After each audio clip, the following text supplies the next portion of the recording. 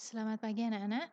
Untuk tematik kali ini, Senin 6 September 2021, kita belajar tema 3 makanan sehat, subtema 1, bagaimana tubuh mengolah makanan untuk muatan pelajaran PPKN.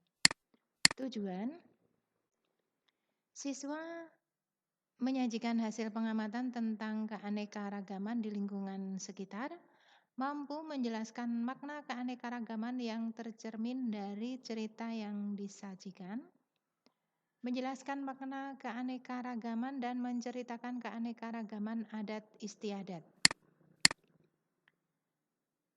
Keberagaman yang tinggi dapat kita temukan di lingkungan pasar tempat para petani menjual hasil pangannya. Mengapa demikian? Hal ini dikarenakan pasar merupakan tempat bertemunya pedagang dan pembeli untuk melakukan kegiatan jual beli.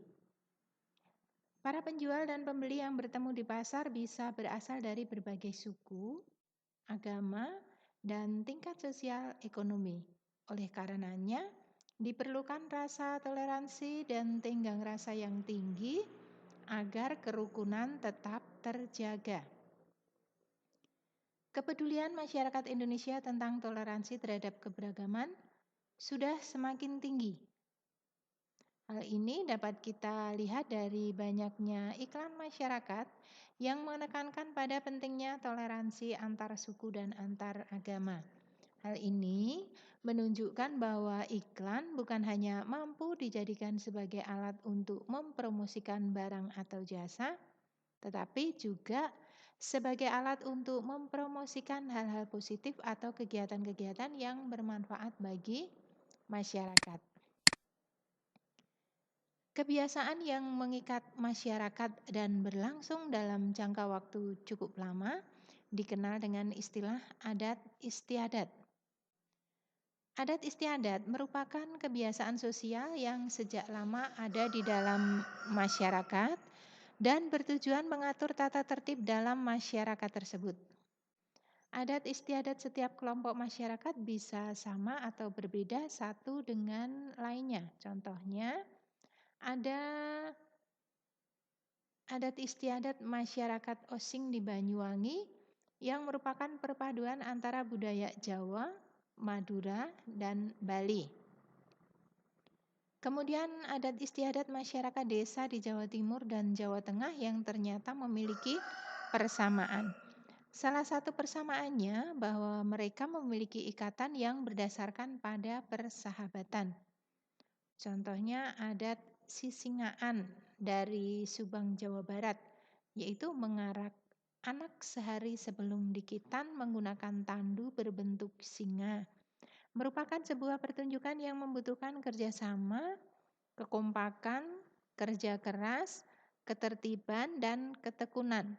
Semua orang dari segala lapisan masyarakat yang beraneka ragam dapat ikut dalam iring-iringan tersebut.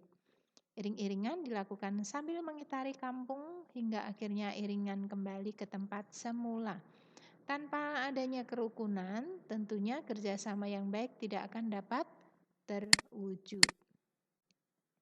Dengan keberagaman, manusia dapat saling bekerja sama dan bahu-membahu untuk memenuhi kebutuhan hidupnya, baik secara ekonomi, sosial, maupun budaya.